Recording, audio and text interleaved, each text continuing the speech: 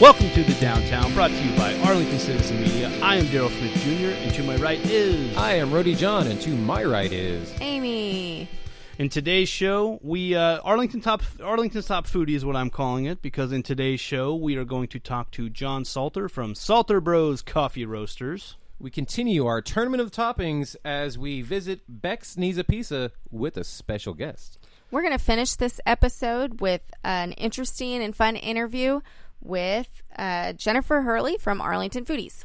So what have we been up to since we last did this show? We went to Arlington. We did go to Arlington. Which was dope. You guys were dressed up. I did not. I was the lame-o ducko. You were. I looked great. That's what I was dressed and as. Amy made friends with some other Star Trek people. She met more Trekkies just like her. She did. Yep. Did you ever get those photos done? No, they didn't email me.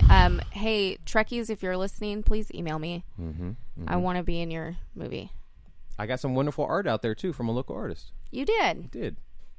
Yeah, I highly recommend anybody go to that. Yes. It was really fun, and it was a lot bigger than I expected it to be, and everybody was having a really good time. And it was totally free and done by the library. Yes. So thank you to the library and UTA for having such a wonderful event for everyone. For all. All right, we are here with John Salter from Salter Bros Coffee Roasters. Thank you for coming on the show. You're welcome. Thank you for having me. So, I mean, the first question is, what's the story about? Where did it come from? What was the idea of the coffee brand? Like any business, and a lot of people are familiar with how entrepreneurs start developing their businesses. And like any business, when you're trying to put it all together and come up with branding and logos and names and not infringe on somebody else, you have to be careful and do a lot of research. Of course, we had a list that probably had, 25, 30, 30 names on it, and you have to go search the URLs and do all those things. And there's lines through tons of them because people have those, right. Parts of it or some of it, and you don't want to. You got to be careful. Right. So we were actually in Utah, and I was sitting in the lodge at the foot of Mount Zion National Park. Mm-hmm. It was about 5:30 in the morning, and they have this big picture window, and still trying to figure out a name and do all these things. And my wife and I, Cindy, we had talked about it a lot, and we have 2 sons and a daughter, and we just decided. I was sitting there one morning, and I just said, why don't I just use my own name? So then I started writing, Salter this, Salter, and trying to figure things out, and then I just came up with Salter Brothers, and because again, like I said, we have 2 sons and a daughter. Not to put her out on the side, but No pressure whatsoever. No, but one day this company will be theirs. It just kind of stuck, and here we are. And when we created our logos, it really looked good, and it looked inviting, and it I think it makes people feel good. And we've had a lot of comments where people have said, they really like the logo, they really like the name. That was one of the things that caught my eye at the farmers market that we were at. I was like, oh yeah, that's a cool logo for sure. Thank you. So, why coffee? Have you always had a passion for coffee? Is this something that you've always been interested in, or were you looking to start a business and landed on coffee? I've been looking to start a business for probably 20 years, and we looked like anybody. We looked at the franchises. We looked at a lot of things, and franchises, they want a lot of cash capital for you to have, more than probably most people have, and I didn't really feel good about that because they're holding on to your money, and I didn't want to do that. The other thing is I've been in the coffee business for about 18 years with a large coffee roaster in North America. I don't work for them anymore, but that's where I understood and got a lot of experience from operations. But I've been in supply chain for 35 years, running supply chains for various companies. And coffee is, if we back up when both my wife and I were children, I started drinking coffee when I was probably 6. I can remember a time in Iowa where my grandparents lived. They had a dairy farm, and she would fix us coffee and fresh cream with the homemade bread that she made for breakfast, and that's when it started. And we love coffee, and we start our day every day, either sitting in our kitchen or out by our pool, drinking a cup of coffee every morning, and that's what my wife and I do. And I was looking for something to do, and we were in our kitchen one day, and she just said, "Well, why don't you just start a coffee company?" Yeah, it's one of my favorite parts of the day, definitely. Now, how do you get your sources for the beans? Or where do you get them from? I guess? We that's a tough thing sometimes, because there's a lot of coffee importers in the U.S. And you have to really look at them, interview them, vet them to make sure that they do and provide for you what you need. But being a small boutique, artisan roaster, we don't buy a truckload of coffee. We buy it by the bag, right? And when I say the bag, it's the burlap that comes from origin. So you have to find somebody that'll sell you one bag, right? And there's a lot of them out there. And what you look for, and what we've looked for, is those coffee importers who deal in what they call specialty coffee. Okay, so there's a lot. Coffee is graded. It's called a Q grade, and there are people that are what they call Q graders, and I've known several, and they spend their life. That's what they do. They just taste coffee.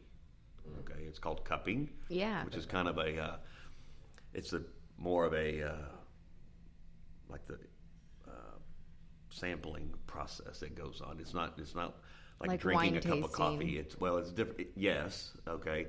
They are very similar in how they grade. I don't know a lot about wine, but I think wine's on a scale of 100. Yes. And that's the wine. So there you go. I have the experience in the wine, yes. Okay, so it's on a scale of 100. Well, coffee's on a scale of 100. Right. Okay, and so then so cupping is not. It's you do it from a spoon, and it's a very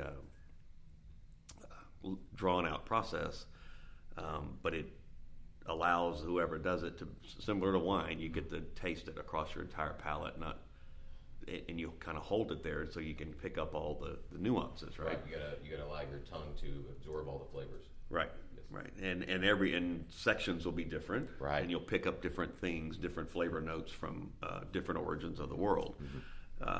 So the Q graders, so you have to find sources that deal in what they call specialty coffee. Okay. And a specialty coffee is anything that's graded 80, 82 to like 87 on the scale. We only deal in specialty coffee. We don't buy anything less than 82. Okay, and then there's also coffees that are 90 plus. Oh wow! And those are really good coffees. And I'm looking at a source right now for 90 plus, because we're trying to do a different offering.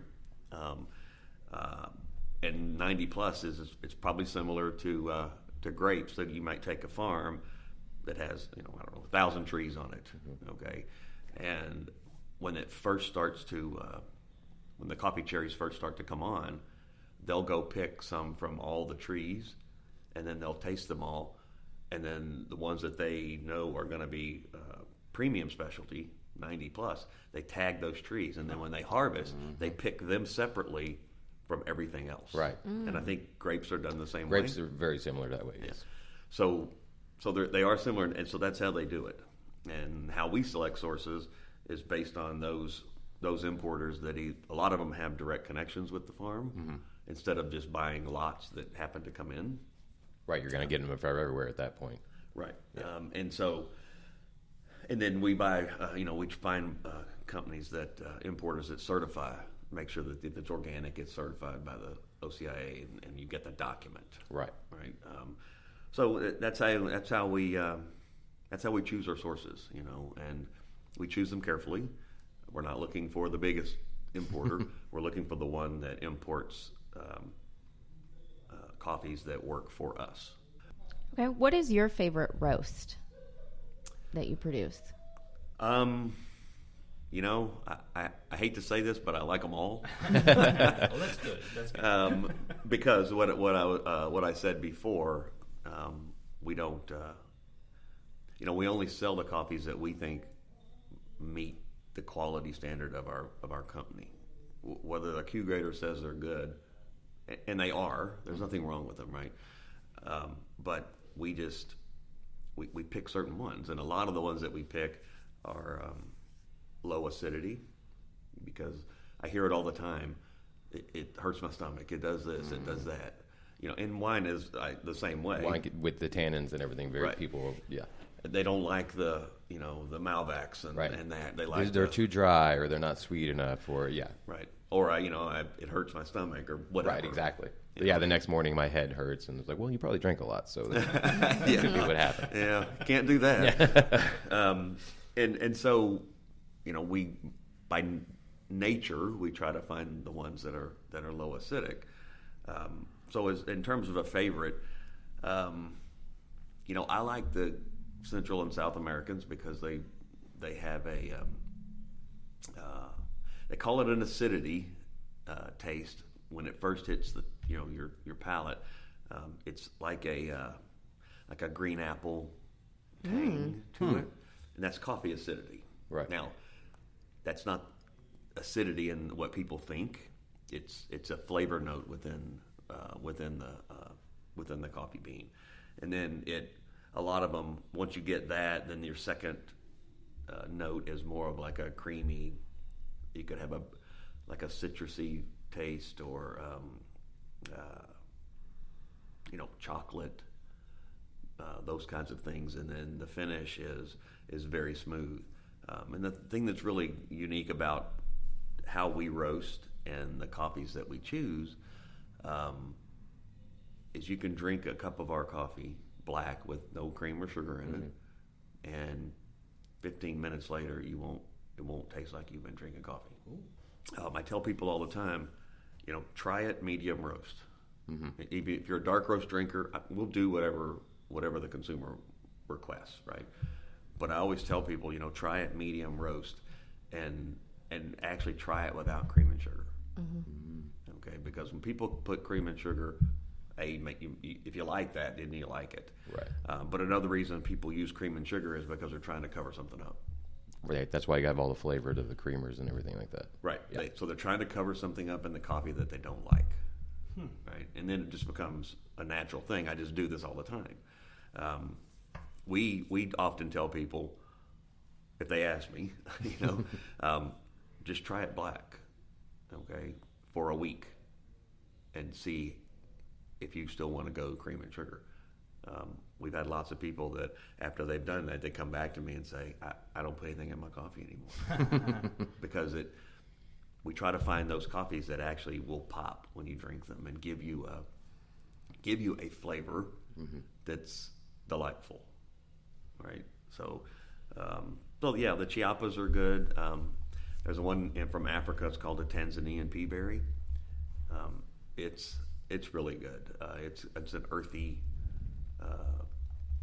kind of just straight across the palate profile, but it doesn't have the acidity part in it because of the region of the world of where it's from. So lately those are probably my two favorite. And then if I'm going to drink coffee late in the evening, we have a Honduran that's really good. It's a tried and true, just good cup of coffee. It's very mild, it's smooth, but it has a lot of flavor. Cool. Awesome. Very nice. I would like to note that I do drink my coffee black, just in case anybody was wondering. I do not. So let's take a poll. Who drinks their coffee black? I don't drink coffee. Yeah, he doesn't drink coffee. I'm out. What are your plans for your business over the next 5 years? What are you looking to do? How are you looking to expand? That's a long time. What are your immediate plans? What are you looking to do, I guess, in the immediate future? We're always evolving, right? And we're trying to make a run at